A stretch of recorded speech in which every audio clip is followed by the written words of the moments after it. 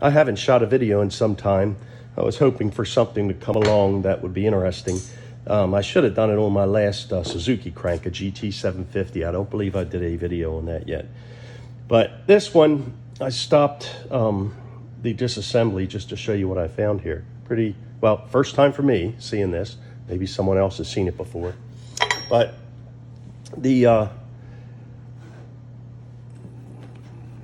end of the crankshaft, even though it was pinned, it was also welded.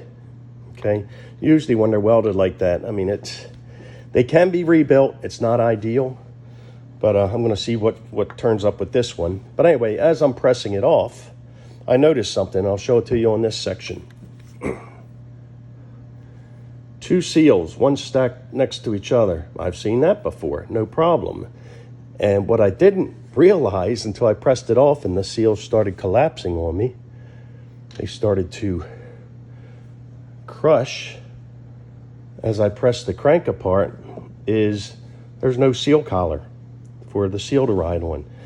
Somehow, the builder found a seal that fit the shaft diameter and used that as the inner seal surface.